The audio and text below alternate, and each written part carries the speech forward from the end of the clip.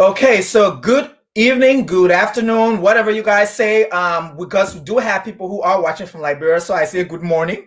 But we want to say welcome to the conversation, Outspoken and Opinionated. Of course, my name is Edwin Maya. I have two amazing people. Today we're going to be talking about fashion. It's going to be all about fashion. It's going to be about the fashion industry, the marketing side. We have someone who's doing marketing, do publication. We have a designer. I mean, it's going to be great. So, without further ado, I'm going to invite the people who are here with me on this conversation panel.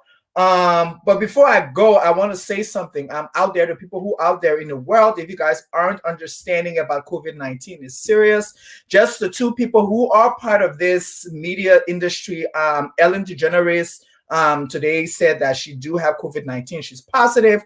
Also, Carrie Ann Inaba from the talk show. She also is COVID-19 positive. So, guys, I want you guys to really take care of yourself. Go out there, social distance, hand sanitize, everything they need to do so that we can make it a 2021. So, without further ado, I'm going to bring my people on. That's Padmo Cole, who is all the way from Liberia, and then I have Junda Morris from right here in the DMV area, if I'm not mistaken. But is Padmo here?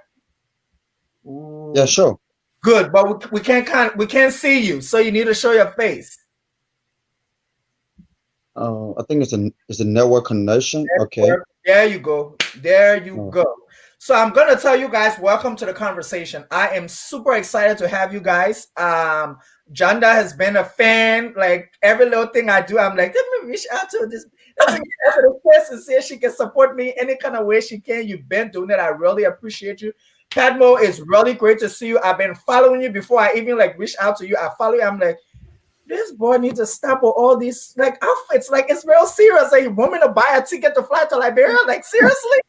But I mean, you guys, just the wealth of knowledge, the wealth of amazement when it comes to fashion between you guys is just amazing. So I will start with you, Junda. Like, how are you doing this COVID-19? I am well. My 9 to 5 is in the medical field, so I definitely have to stay healthy and stay on top of things because I'm seeing patients every day. So I'm well. Mr. Cole, how you doing? I'm doing awesome. Everything is doing great. It's a pleasure being here today. At least I'm seeing one of Liberia's most talked about people right on my screen. So it's a pleasure being with you guys. It's good to have you too. Just sidetrack. I know you guys had a senatorial election, by-election going on in Liberia. I hope you're being safe. Because you know, my people, we get a little excited when it don't go the way we want it to go. But we're happy that you're here with us and you can be on this platform with us. But I'm gonna start out straight with Junda. I'm gonna go into you guys. There'll be I will, give you guys questions. But Junda, I really want to know, what was your first memory when it comes to fashion? No. I'm going to stop. I ain't going to ask you a question. You need to tell us who you are because you do a lot of stuff and you try to play it on the cover. You let people know. So I need you to tell the people who you are because you're an amazing person. So tell us who you are and what you do. You know, I have a friend from Ghana and he calls me plain old Junda, and I like to be plain old Junda. I like to stay under the radar, so to speak, and stay very humble to who I am. But I am Junda Morris, a mommy of two boys, two amazing boys. And I love fashion. I've been producing events I tell people, I said, I started producing events since I was 11 years old. So it's just not one day I've been doing it. I was challenged by my mom to host my first event one summer, one vacation time, Liberia, as we said. And from there on, that's how it started for me. So, and I don't know if you want me to elaborate, but I will probably let Padmo go. And I'm sure we're going to get into a little bit more. Oh, we will, because we're going to pull all those hats out. Padmo, tell us. So who are you, sir? Okay, Padmo Cole, senior student at African Methodist Episcopal University. Great. I'm a African fashion designers, a nominee of Sarah's Award and a winner of so many awards both locally and internationally. Well, we've been going on gradually, but at least people never knew about fashion, but at least as time goes by gradually, we will be able to explore the roof of African fashion. So as the show goes forward, you will get to know more about me as I will explain in detail. So let's get the ball rolling. Okay. I'm sorry. We're just going to do this. He ain't playing. So how did you end up in, okay, so Jana, I will go with you. What is your first memory of fashion? I know you said, you were 11, but what was your first real memory when it comes to fashion? My first real memory, and I say this to her till today. Back then they called her Wilma. She was Wilma Campbell. I know exactly who that is. I know who. I know. Yes. 1980, and I think it was reruns that we were watching, but 1980, I can't remember what year. I'm aging myself here. But she placed, and I was glued to the television, Miss World in London, and she placed top 10 representing Liberia. And I was a little girl, and I was going crazy because her dress was made by my cousin, the legendary Liberian designer, Ibrahim Pelham. Oh, okay. Now that's a whole fashion house right there. Don't even. And I was so in awe as a little girl. And I'm like, I want to be just like her. So for me, it started from there. And my sister, who was older than me, and she had her class, and I tell all of them they were just the dynamic class of Cathedral. They were all fabulous, from Evelyn Fairley to Angeline Toe, and you name it. And I'll be like, I'll go to all of them and say, can you be my playmate? Because I want to be just like you. So that was how it started for me. And just watching my mom and all the socialites, or all of the, so to speak, the women who were doing it, from Mrs. Tutman to, you name it, Mrs. Talbert and everybody else, the women back then that were doing it, and you will see them just being so elegant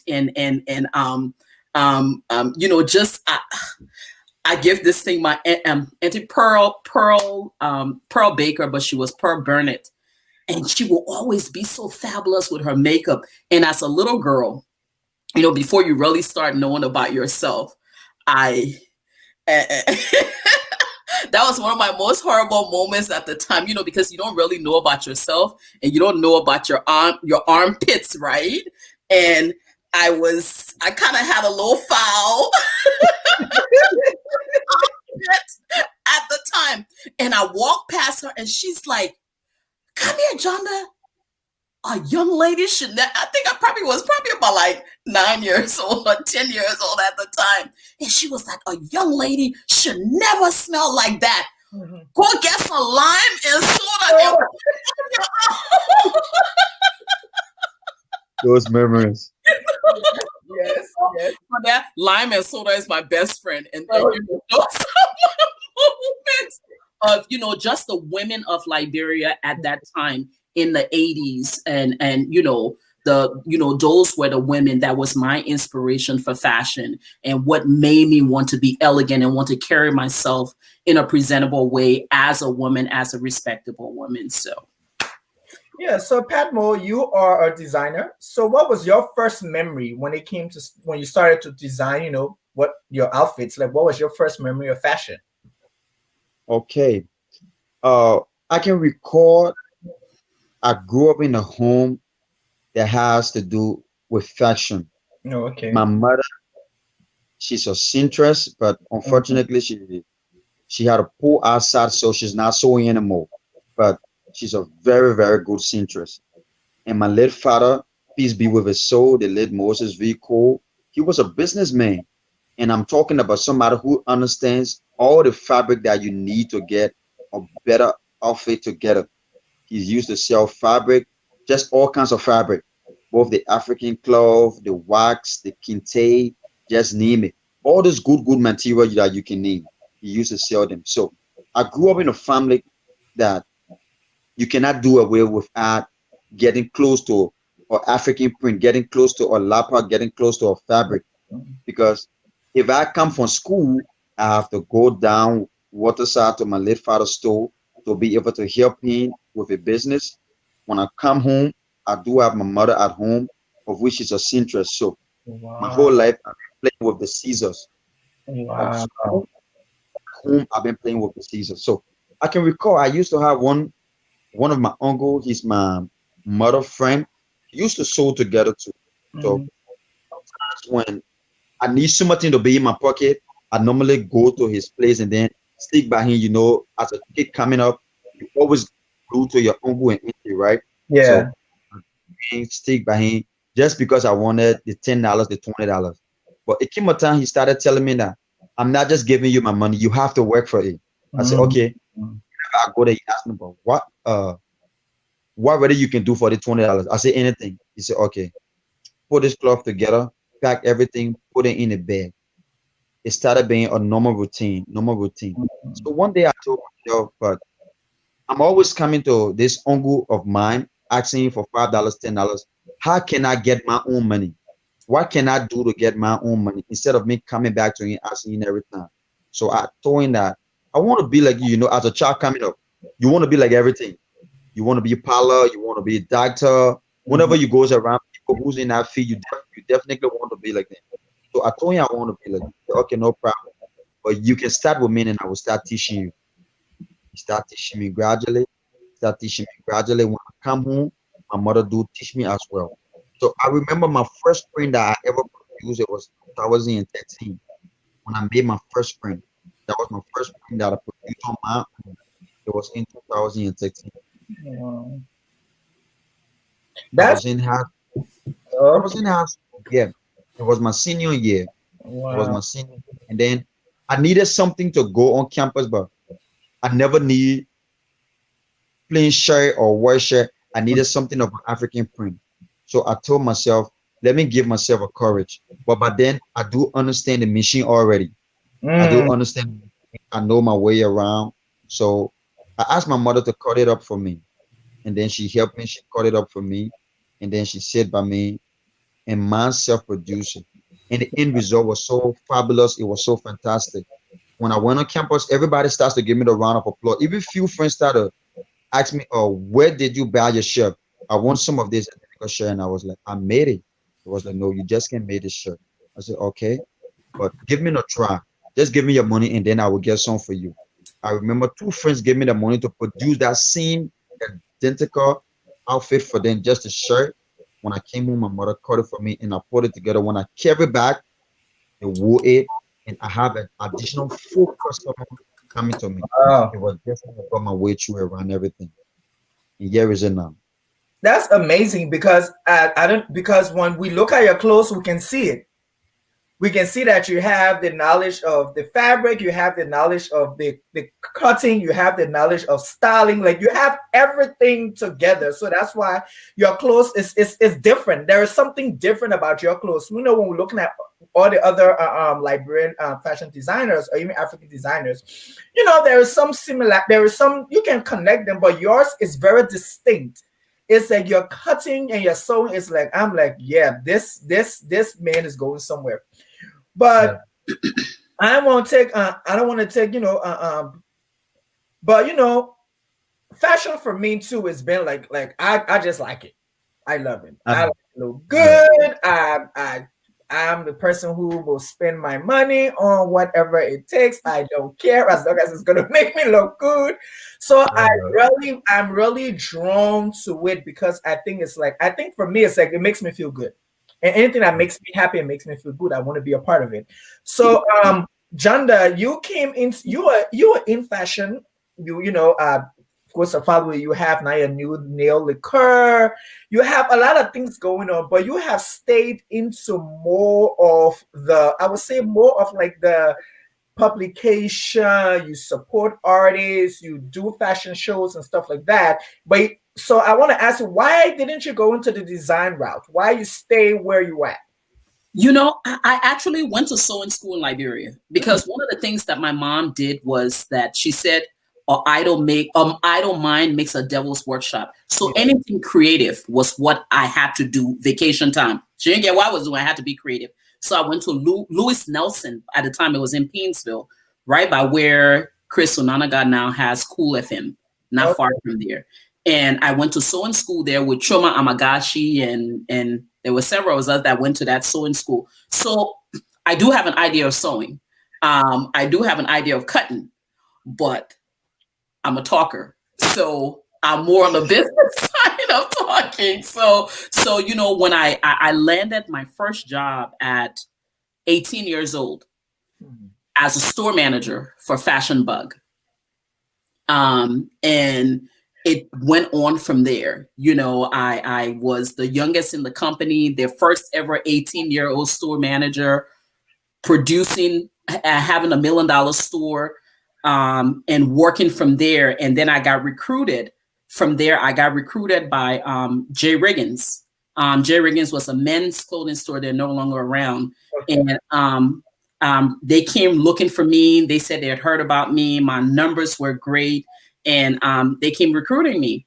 And it was a men's clothing store. And for me, I thrived. I love selling men's clothes because it's just something to get a man in a tailored suit. And, so I gross the company at the time. My store was the #1 store in the country. I had clients like Warren Buffett was my client in Omaha, Nebraska. So I worked the company and J. Riggins. I went from being a store manager to being a district manager that I had about stores that were running from Ohio to Michigan and Chicago. And I had all of those stores that were under me. So for me, that's my forte. It's talking. It's what I do. So, everybody wants to be a model. I used to think that I was going to be a model, but you got to find your place and know your place, right? Right. And I'm 5'5", I'm 5'5" and a hippie African woman. Nobody put me on that runway. So I say, you know what? So I love this fashion thing a lot. Let me go into it. I will still enjoy it, but let me go into production and let me go in being more of a supporting role for the designers. And I have no problem with being in the background. It's just for me, it just means so much when you can come and inspire designers and give them that break for them to come out. For me, that is the ultimate high for me. And then when I can do it for my own Liberians, it means so much to me. So that's where I stake to.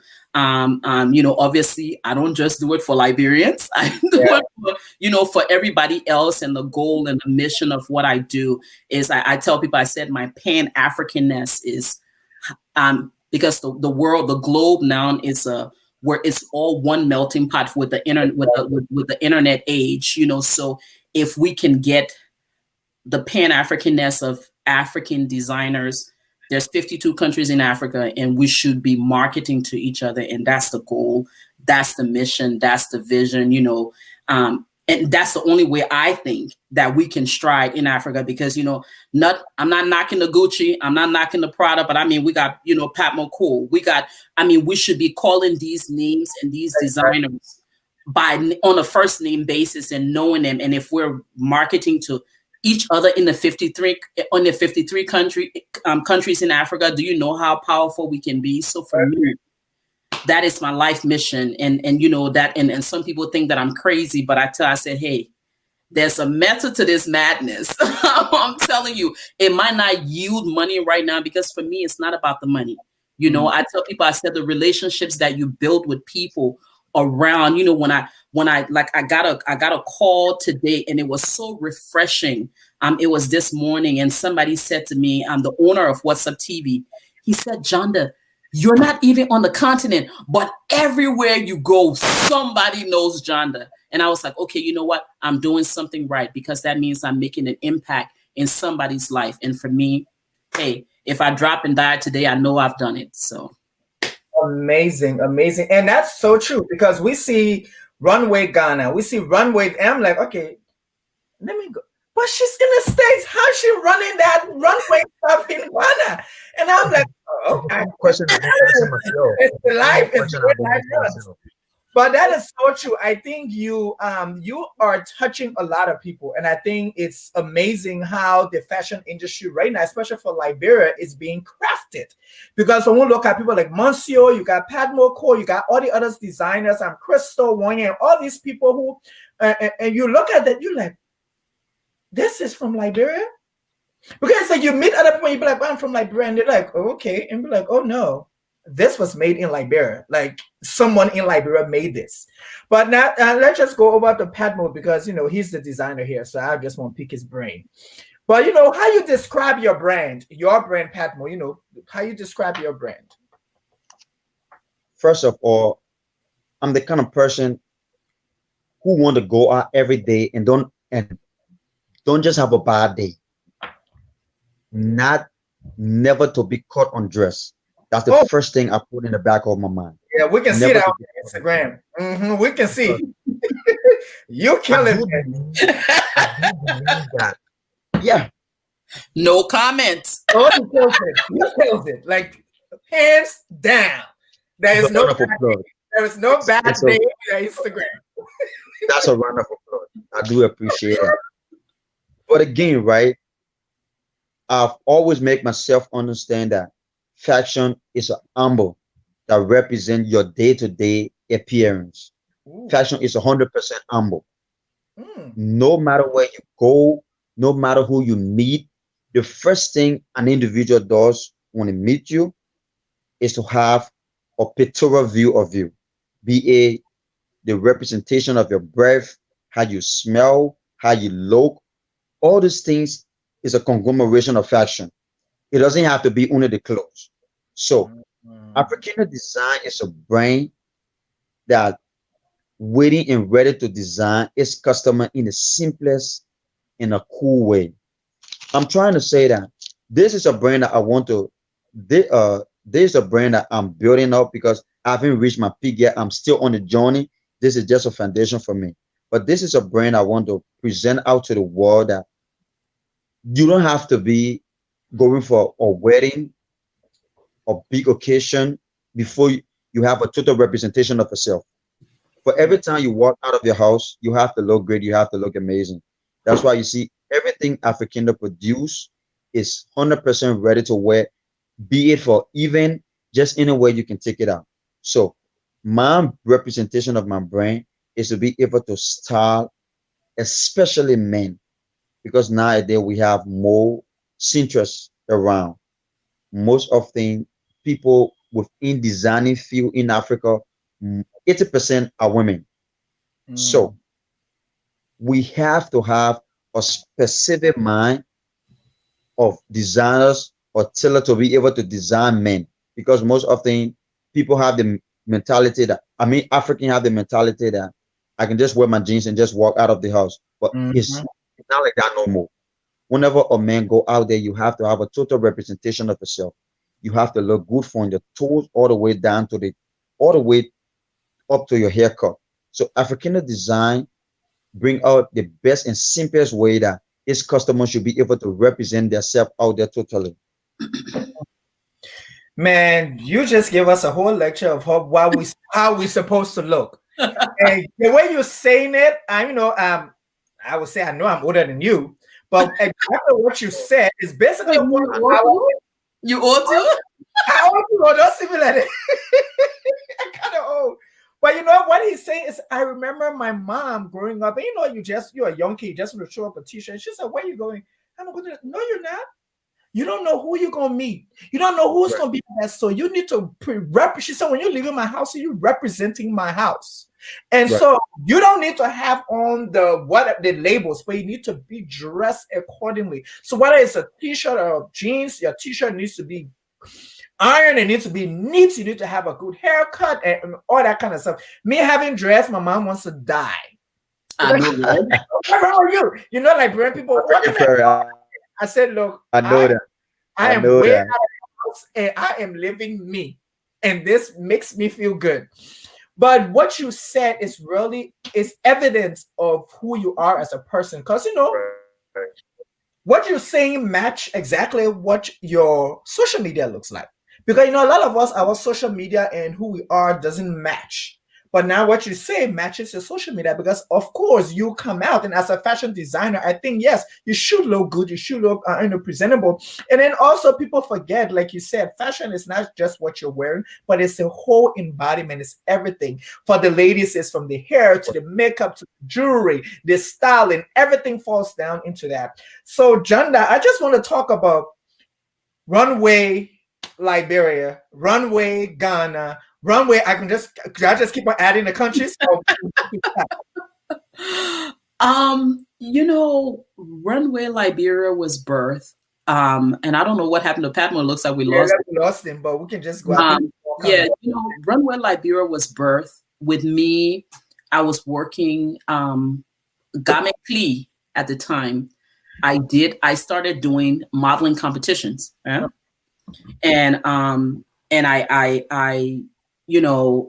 brought Garmai to it. That was one of the first Liberians that I had, and I brought her to the U.S. and she came and took part in my modeling competition, African International Modeling Competition. And then with the same Monsio, 12 God is probably about 15 years ago. Wow. When we first started working with Monsio, because I was the marketing person for Liberia Travel and Life magazine. Mm-hmm. I used to do their marketing in the U.S. And that's the first time we discovered Monsio. By the time her brand was called Lorisaba. Lorisaba, yep, I remember that. That was the name of the brand. And we did a photo shoot with her in the magazine. So I started following, and I would look. I remember the days that I would call, I would beg people, do you know any Liberian designers? Can you send me their name? Do you have any family and friends? And people would not pay attention. I would call some of the designers, and they wouldn't pay attention to me, right? So I used to call, and there were a few designers that I know that were in fashion school here, and I would get on the phone and I would call, because I had friends that are, with New York Fashion Week, Joburg Fashion Week, and I would call begging, can we get a Liberian designer? Because I was working with some Nigerian designers, but every time I booked them, because I used to be a booker, when I booked them, I would say, well, I'm from Liberia. Can we get some Liberian designers on the show? And what I would get from them is, what? Liberian? Do Liberians even know fashion? And they forget to know that I'm Liberian. Yeah. I said, but what do you mean? And I will look, and they will be scouting for designers, and they will always downplay me. So for me, because I'm on the marketing side, I always look to see the trend of the fashion industry and what's happening. And this had to be about 15 years ago. Yeah, something like that.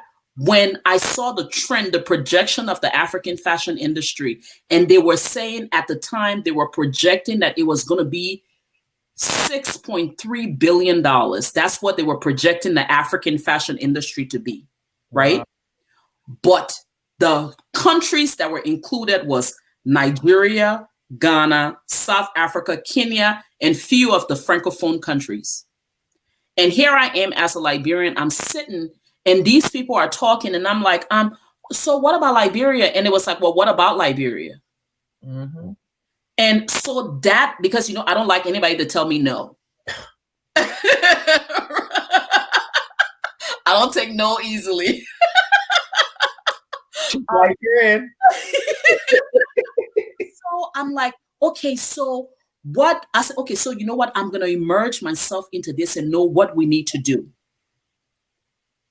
I said, so what I need to do is now I need to create something that will, because we were already left behind because of the war. Exactly. Right? So the music industry were already left behind. The fashion industry, that just before everybody started doing what they're doing now. We cannot be left behind with this industry. And I will do everything that I can to make it happen. That was when Runway Liberia was birthed. Mm. Because I said, when people go, and that's when social media was going, Facebook wasn't that big at the time. No, it wasn't. And I said, but I got to create this. And I called my cousin at the time, Hester Baker. I said, Hester, I want to do this event. Run with Liberia. Hester was like, oh my God. Da, da, da. And I bounce things off of her all the time. And I'm like, Hester, but I don't even know where I'm getting the money from. And let me tell you something. Somebody did a thing on me. The confidence that I have, again, I told you I don't take no for an answer, right? I don't have the money, but I walk into the Sheraton Hotel in downtown Silver Spring.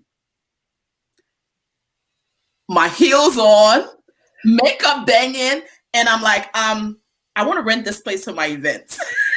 What are you talking about? And they look like you're like, okay. And I have faster in my pocket. Yeah. There you go. The confidence. The heels. Faster in my pocket. And I was like, yes, and we want this to be this and this and this. It's going to be run with Liberia and blah, blah, blah, blah, blah. And I'm talking all this talk, right? So the guy was like, because I used to do hotel sales also. So I'm like, okay. So I'm talking to them and we're doing all of this. And it was like, okay, well, here's the contract. First, when they hit me with a contract, it was like, it's going to be $10,000. I'm like, what? So, okay, I have to brace myself. I'm like, God, where am I going to get 10,000? They was like, okay, you need to put a $500 deposit down. I'm like, okay. So I contacted one of my friends who's an accountant. I was like, listen, I had $100. I said, I got $100. But I need 500. Can you he was like, Junda, I believe in you so much. I'm going to give you the 500. You should have seen me that day when I went. I was balling 500 in my pocket. You're talking about 1,000 plus, they only have 500. You see that? I put it $500. I put a deposit. Okay, the deposit, we already got a date. Good.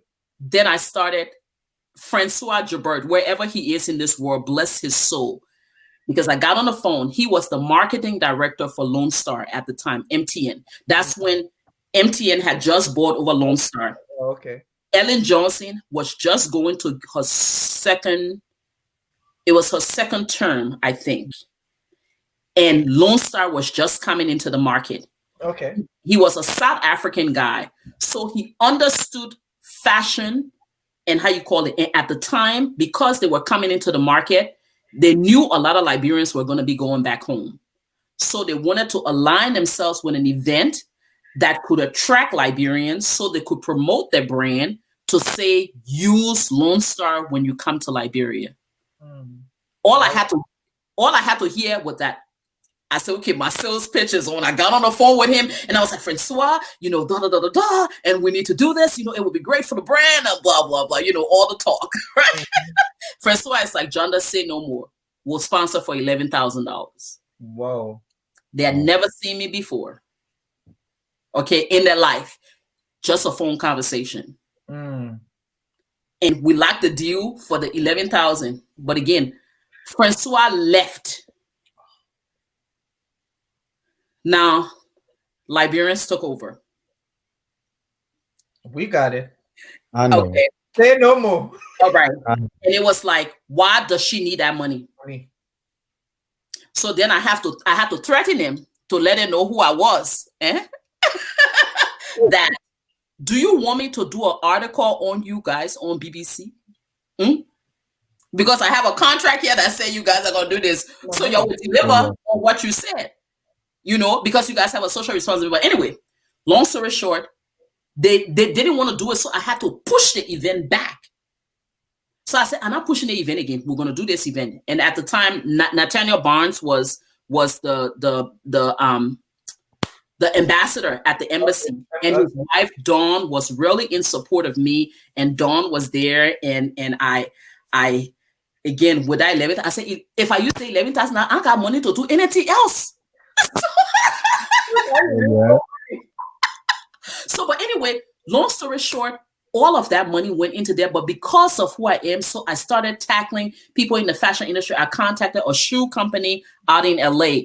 They sent me 100 pairs of shoes for the models for the event, and just started tapping into resources and things like that. Again, with no money. And that's why I try to tell people, and especially my people that are listening in Liberia, because a lot of times when you come to people just assume that you have money, and they were like, oh, she got money and she just using it. I said, you guys don't, as for an event producer, you don't know what people go through on the back end to make things successful. There's a lot of struggles that you go through, and sometimes you don't even make any money at the end of the night. You just make enough just to pay the bills and get it done, and you're not getting no recognition. You're doing all of this to give other people the recognition.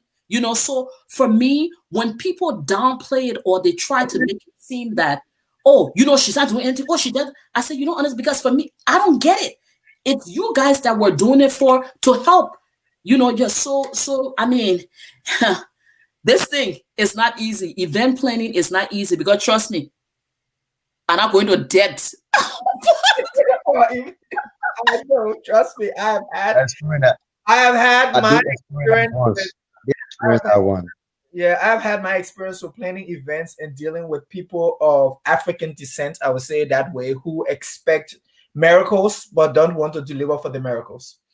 So but we still take our hats off to you. We appreciate you, because we know that the Liberian, my first runway Liberia show I went to was Krista was presenting, and she's my friend. So I went to her, and I was like, and she's like, oh, I'm going to this thing. And she sent me the thing. We bought the ticket. We went to, I was like, wow, a Liberian did this event? Because, as a Liberian living in the States, we all downplay each other. We're like, oh, Liberian people, when I would just go there, it would be disturbing, it would be mediocre. But then when one day it was such a great event, I was like, oh, wow, this is serious. And so just from there, following up and everything, it's been really amazing. But then, Padmo, you're based in Liberia. And as a fashion designer, how do you see your role in the society? And society in general, Liberia, around the world, how do you see your role as a fashion designer? And we just lost him again. So, Junda will continue. I will just go off with you. Yeah. Padmo. I know the internet service and that's Liberia, yeah, unfortunately. For those who are watching, Padmo is calling from Liberia. He's, so we'll be in and out, but that's what it is. This is what happens when you're doing a live show. Stuff happens, but we'll just go to Junda. Now you have runway show. Tell us about this. I feel it's the new baby. This the glam, the Lacquer. I told you I got to get the whole set for my mom. My mom loved nail polish, so I got to get it for her to send it to her. Tell us about it, because I feel it's like I like it because I like the names that you have on them. So tell us about this new venture. Afro-Glam was birthed. Literally, I wanted to put the vibrant colors of African fashion in a bottle. Mm-hmm. And that's where I said, we'll start off with that. And I want every color to represent just an elegant African woman. Okay, so that's the concept. And then I decided, I don't just want it to be, I'm just doing business and just making money, because for me, I'm a humanitarian, right? And I said, you know what? I want to do this brand as a brand with a purpose. Okay. I want to do this where we're not only doing that, but again, I told you, because I'm a statistician, I look at the market and the trends of what's happening in the fashion in the fashion industry. Mm-hmm. And I'm saying, listen, Black people, especially Black people, we are trendsetters. We're trendsetters, but they consider us consumers in the market. They don't consider us because, so we're consumers, and they look at us only as consumers. We're going to buy all the top high-end things, but we're not going to be looking at how it's made. How can we make money out of it? We'll spend our money. So I'm saying the nails industry is $1 billion industry, but it's ran by Asians. But who go and get their nails done every week? Us. It's us that are in the nail salons every week, right? Yeah. Doing nails. And I'm like, but why are we the ones that are doing nails? But how many Black women or African people that you see doing nails? You don't see that many, right? So I'm like, the concept with this is that how can I train people? Because there's so many designers that are out there. There's so many tailors that are out there, right? But if I can train people, Padmo, I see his back. But if I can train people to be their own business people, because you can put somebody into a nail program for about 6 months or a year, and then give them money. And I look at the numbers because I'm talking to the Lagos government right now. And we're working a program, you know, that will, but anyway. but make it happen. But you know, so the basic numbers, because for me, I like to do basic math. I didn't pass in math. Math, not my favorite subject, but I know how to hold money though, but math not my favorite subject. But the basic math is that, listen, if you have a nail tech, and let's say somebody is doing nails and they're doing 8 people nails in a day, right? Or let's say they do 10 nails and they charge $10 to do nails. And that's just basic numbers, basic math, right? 10 times 10. How much is that? $100? Yeah. $100, right? So if that person do nails for 5 days a week, how much is that? That's $500, right? And they're doing it for how many days in a month? Yeah. Right? So you times that 5 times 4 weeks, right? That's a lot of money for people in, you know, for people that goes, and that's just basic numbers, right? So I'm saying, you know what, I can create more entrepreneurs, that you can have people that are able to do nails and make their own money. They don't have to wait for, oh, I got to work for government or do this. Now because again, everything that I do has to be with a purpose. I have to be empowering people. So that's the whole concept. And I know Padmo is back. I don't want to go, but that's the whole concept behind African and it being this brand with a purpose, and to be able to empower more people in Africa. I want to see more African. It shouldn't just be here that we're braiding. It shouldn't just. I want to see more African people more entrenched. And trust me, when I went to Nigeria in December, I was like, "Yo, this is it right here. I'm coming back." Oh yeah.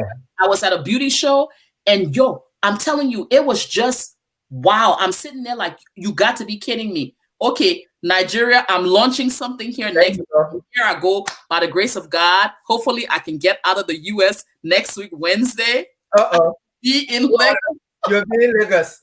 But Padmo, welcome back. Padmo, I was asking you, I was asking about your role. We didn't hear you. I'm telling you, I hope she take a trip to Liberia as well, not just Lagos only. I know. We're still working on. We're working on your industry. You know, your money industry. We can't just be going there to go play with you.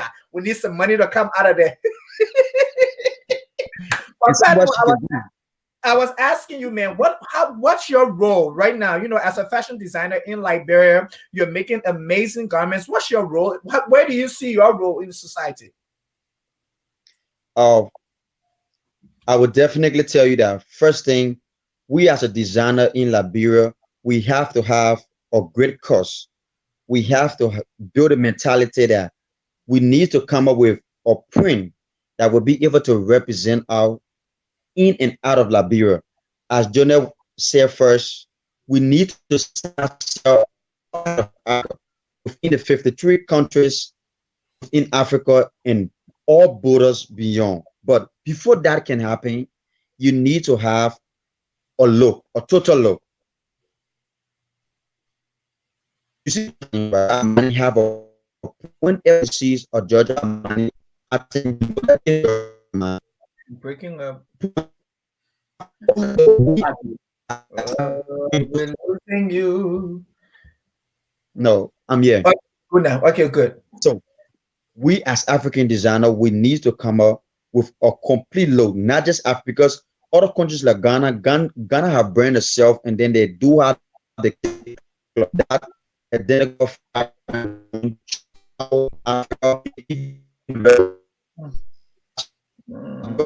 with that of the country club. And even the country club, one of my main focus is we as a Liberian designer to come up with a complete thought to be able to have a brand that will be able not just outfit, but to represent us out there, like the way you have the Nigerian, they use the akpata to showcase the tradition, to showcase the culture. You have Ghana, they use it to showcase the culture. So Liberia needs to have an identical look, so that whenever designers having to do the best of work, when they go out, they represent Liberia. That's one of my goals as a designer. We need to come together and champion our great cause so that we can be able to put Africa not just on a standstill. One thing to design, and I'm also working on. Hello? Yeah, we hear you. We can hear you. Just breaking up, but we can still hear you. Designer in Africa.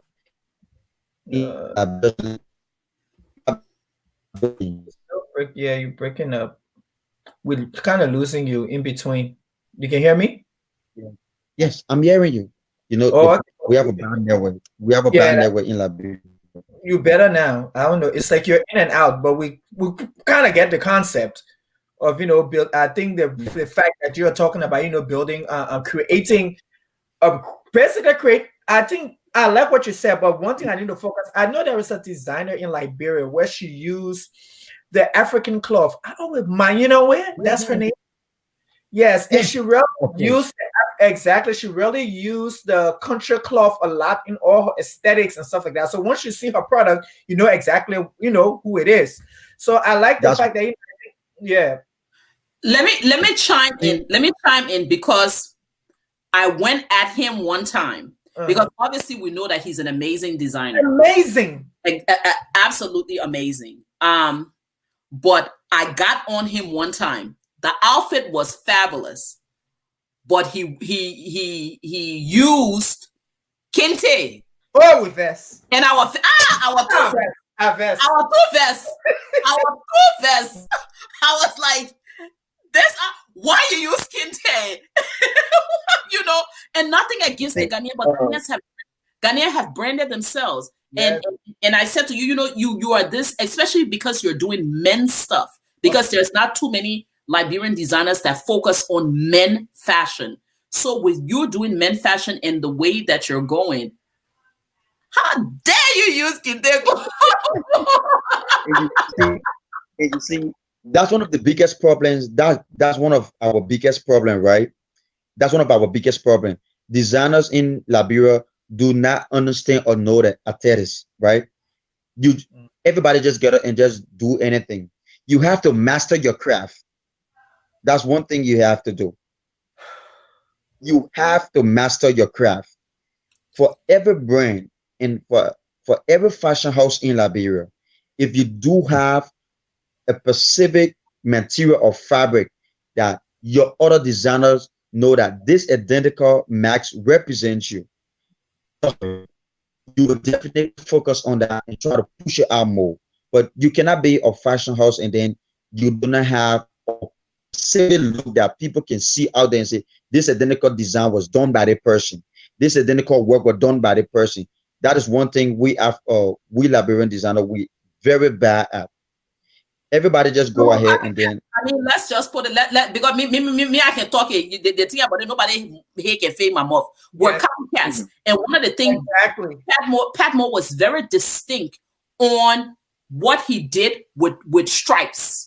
That's your aesthetic for me. Right. I know your outfit because it's the stripes. It's an asymmetrical lines, the way the lines are placed, the way you mix the fabrics together, and the lines are still going. I'm like, okay, I know that's Pat Moore. Right. Exactly. Right. But then I got so annoyed because I saw somebody else that came with, and I'm like, you can't do it like the way Pat Moore do it, right?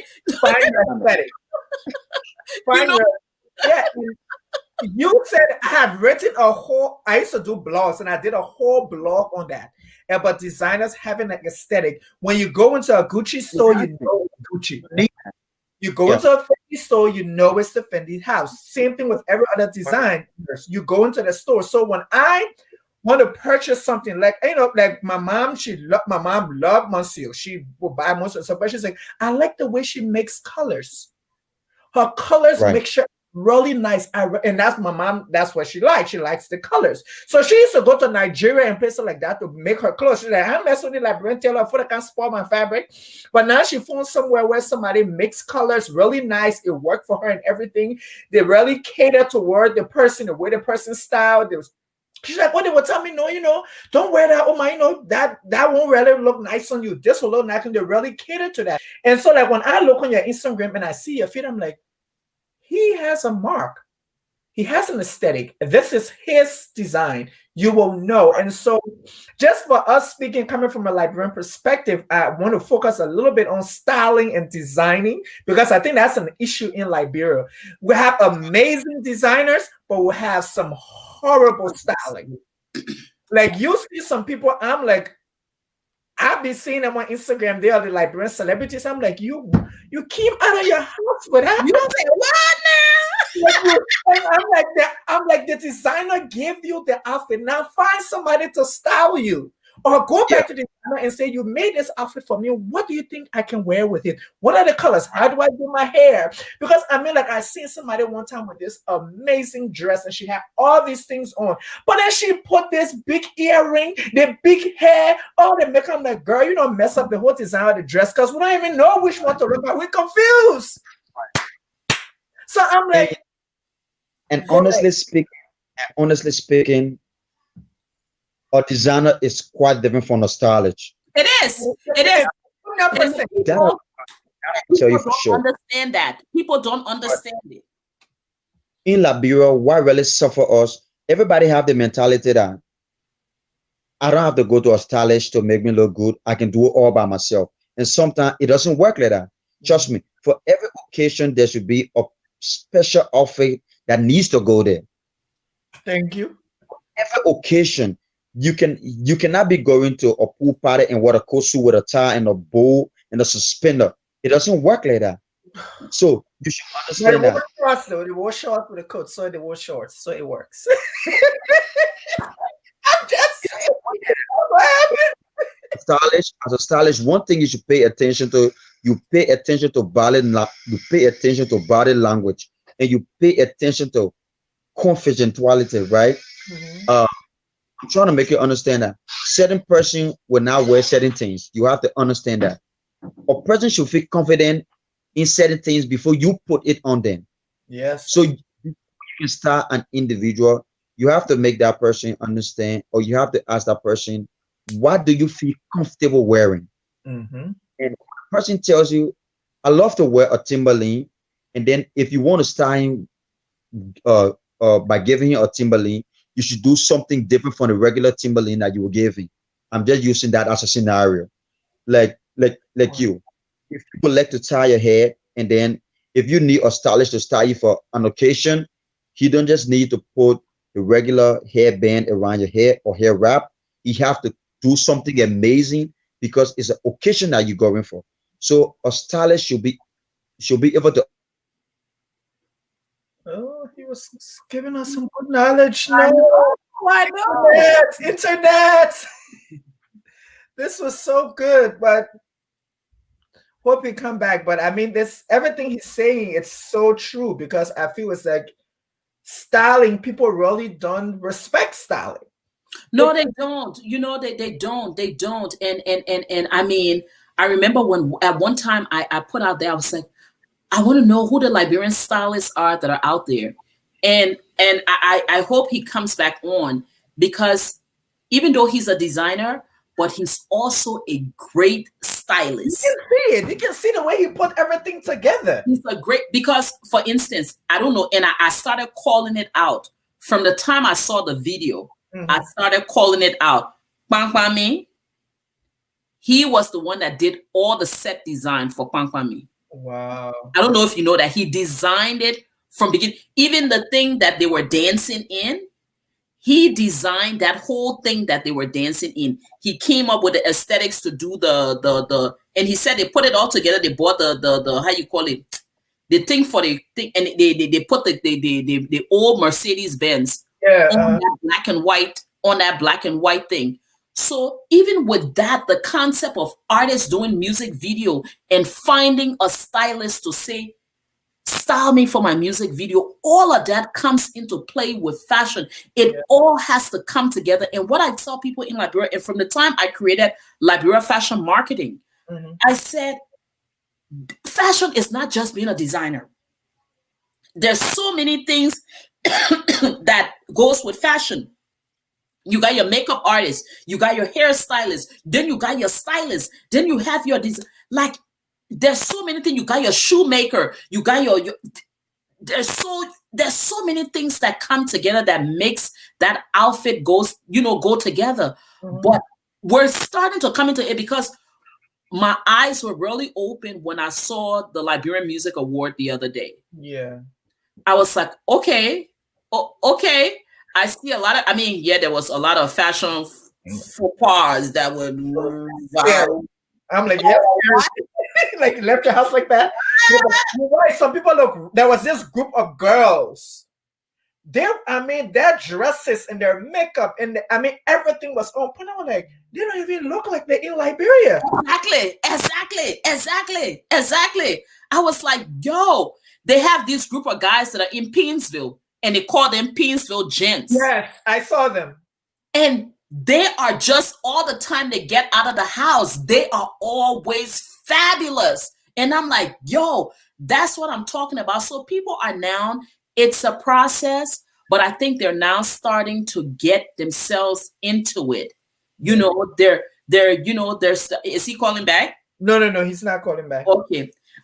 They're starting to own it little by little by little. It's starting to come, but it's still a process. They still don't quite get it, but they're trying. They're trying. And I think it's important. Oh, he's back. I think it's important that we really focus on that, because I think there are great musicians in the Liberian music is great. Like, yes, the musicians are great, designers. That Liberia Music Award, I was looking at some people's outfits. I was like, that is an amazing, like the thoughts that they put in those. And shout out to Pat Noko. I think he dressed the most people at that award. I saw the outfit and I texted him and said, who made that? I'm like, okay, how many outfits he gonna make? How many does he have? But it was like he made a lot of the outfits. A lot of people that, like I said, they need a lot of styling. And I think, as designers in Liberia and you guys who are, doing these things, I think it's something that we need to introduce our artists to, like the musicians and the but the problem with Liberia is that they feel they know, and that's the problem. They're starting to get there, but a lot of them feel that they know. So it's a process, but I see it's a gradual. But it's a gradual process that they're starting to get it. So we're moving in the right direction. We're moving in the right direction. And there are some people, man, when they get out there and they dress, I'm like, whoa, like what? Like, yo, like this is, are they in Liberia? Why? So when you go to Liberia, you gotta know how your suitcase looking. Trust me, I don't play. Like when I'm going to Liberia, I'm like, this going. I'm like, yeah, you don't know the people who I'm going to be with, because they come out, they don't play. And that's the thing. I think in a regular world, Liberians, we love to dress up. We do. We love to dress up. We love to look good. We love to smell nice. We love to have a good time. But I think people forget. I think when people, people are so hooked up onto the Western world, to watching TV, to seeing these things, they don't realize that there are certain fashion nights for the runway, and then there are certain fashion nights every day. So something that somebody wear that is avant-garde and wear on the runway, sweetie, you can't come to my house party with that one. I'm confused because you're scaring the daylight out of me. Because I see some people, I'm like, no, that is not for that. But I think people don't get it and don't understand it. And so it's just like it's like, how do we educate these people? And that was something I was going to end with, is how, as people in the fashion industry, how we talk about the change, but how can we educate our younger people that are coming up and people who are trying to get into this industry? How can we educate them on the difference between designing, styling? There's a makeup artist, you have this person, that person, like all these people come together, and who is your glam team or your production people for this industry? One of the things that I would say before, because at one time I was the only publicist in Liberia. For a long time, I was the only one. I started with Linda Ikeja, when Linda Ikeja started, and Emil Deborah. We all started together blogging. I have a blog that I don't even go to anymore because, but nobody knew what a publicist was when I started doing PR. Uh-huh. All of a sudden, we started getting a lot of publicists in Liberia. So, and we're followers. Yeah. So, we just have to kind of put it out there and let them see. And then once they see, they will definitely emulate, and you will have some people, so I think it's just it's a learning process, I say. For them, they have to see it, because sometimes, with the environment, sometimes we are, how do you call it? A tunnel vision. Tunnel vision, yeah. We don't see outside the box. Some of us are creatives. So because of our creativity, we're able to think outside the box. But and nothing, and it's not knocking us. Some of it is the way that we were raised. Yeah. So some of us don't, we can think outside the box. But as soon as we see it, we say, okay, you know what? Maybe this is something that I can do. So I guess the more Liberians that are out there doing stuff, the more that we talk about the things that we do, the more visuals that they see outside, the better it is. And they will say, and like I said, this is all the reason why I created Runway Liberia. And it's not for me, it's to help everybody. That's the goal. That's the mission. And I'm proud to say that I've had, whether they want to like me or not, I still love all of them, because I consider all of them my family with torso. But I feel that they're all my family. Whether we thought now or we don't thought anymore, I love each and every one of them, and that is sincere and that is genuine for me. So when I can say that, hey, I work with the likes of Crystal Wanye or Angie H or Monsio Couture or my God, the list goes on, and there's so many others, models like Garmai Klee and Delvin Cooper, and I love him. I know he might not think I don't, but I love him. He knows he's my baby. So we found that the family tree can bend, but it can break. At the end of the day, I love, and genuinely from my heart, let me say this today, from me to them, that there's no bad blood in my heart for any one of them. I love them. I want to see them succeed.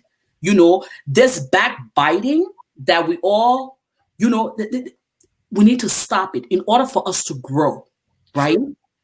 We have to come together. See, Nigerians, when they go out, when they go, they can do their things inside, but when they go outside, they are united.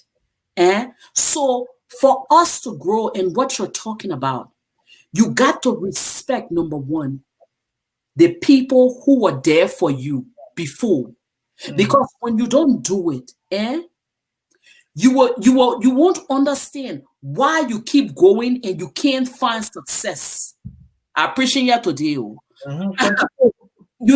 But we have to respect and you see, I'm humble.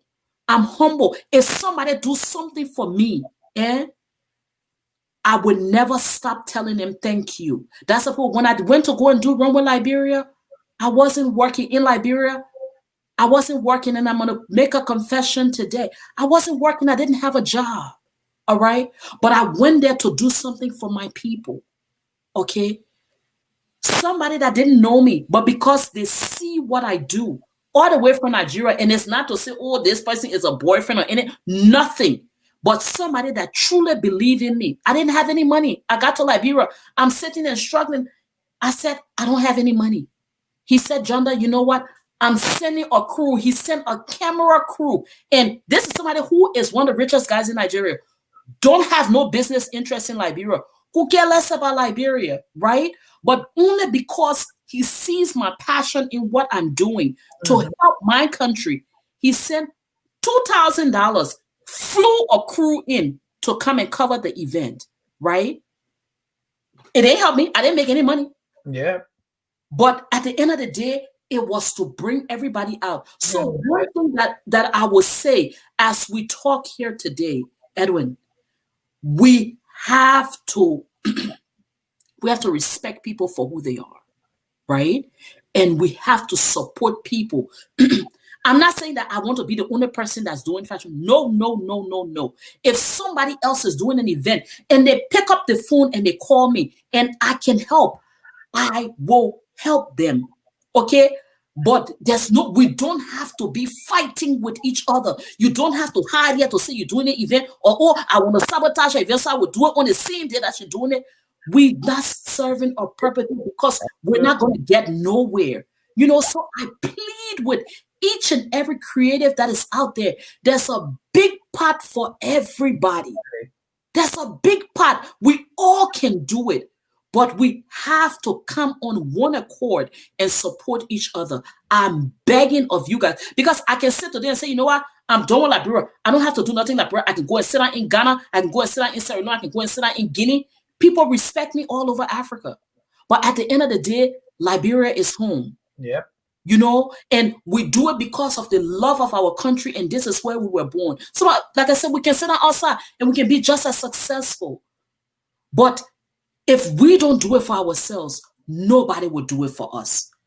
And people will come, they will do it, but they're doing it for their own interest. And they will take it and they will go. But if we have, because this is our country and we love our country so much, if we come and do it for us, we can empower the younger generation to do it.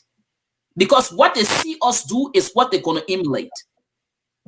So, for each and every one of you guys, and let me say, right here, if Junda, have done anything to offend anybody, let me say right now, I'm sorry. Sorry, yeah. Wow. And so I have nothing else to say, because I think you have said it all, and I know there are a couple of people names that you call that I know, and my amazing friend Delvin, who I think is amazing. He's great. He actually been talking, and I know he's had a little issue with whatever happened in Liberia, but I think there are a lot of creative people in Liberia, a lot of creative Liberians, and we aren't giving each other the opportunity to shine. If I'm doing this and you're doing the same thing, then I'm a little bit, it's a little bit timid, because I think you're jealous of me. No, but it's like, this is a melting pot. We all get in it, and we can take whatever we see and we can get out of it. So I think, it was a great conversation. I want to tell you, thank you for always coming. Every time I call you, she's like, yeah, I'm going to be there. And you're always here, and I really appreciate you. And of course, again, to those who are watching, we had Junda Morris, and we also have Pat Moko, an amazing designer. But you guys are having a show coming up. So why don't we end with you just telling us about this show? Well, I'm doing a virtual show because I work with other things. So I'm doing a virtual show. And another thing, and that's the thing. Oh my God. I even that's with him, but I will be with him. I don't have my own thing, and that's why they say, "Oh, she too high." You call it, because I don't hide it. I'm who I am, and I wear my feelings on my sleeve, and it's nothing against anybody. Yeah, it's just what it is. When I do it because I love you. But when things like this, I did a show in Ghana for New York Fashion Week. It took us 4 days to put together a virtual show. Because of that show, Runway Ghana now, we were able to sign up with the Year of the Return event, the American Embassy, the Peruvian Embassy. There's so many projects that we got coming off for that event. I said, you know what? I was able to do this for Ghana. Let me put Liberian designers together. This is a virtual show. It doesn't take anything. Get a video, put your video on Landscape, send me content, we'll put it all together, we'll air the show on how you call it. I will market it to Fashion Week Online and several other platforms to. I'm not making I'm paying people to come and help me put this together. I'm paying for the software to come and do this. It's not for me, y'all. It's not for me. It's to help us and to help our generation later. So it doesn't, that's not, she want to do. No. Go and get your man, get people, put makeup on, get it, shoot a video. It doesn't have to take anything. 4 days it took us to put that show together, and the Ghanaians were so enthusiastic about it. All the models, they were happy. They're going to be on a New York Fashion Week platform. That was an amazing opportunity for them. Yes. So we have to start looking at this season. I know time is going, but my people, man, somebody want to call you. I don't want nothing from you. At the end of the day, it's for you to be successful, not for me. Because when I put you out there, I can't take that success that I gave to you. I can't take that exposure back. That's an exposure that you have gotten. So when someone will call on you, it's for you. It's not for me. Okay? So And that's why we got to understand that concept. That's the only way we grow. I go into Nigeria, you know how many people are waiting for me because they say, Junda, you have connections. So I beg, Junda. You know that that's like just okay. They say, she's coming now. She will connect me to who you know. Yes. Finish. Okay. And my connections that I have is not no signs. I just pick up the phone and call them and tell them who I am.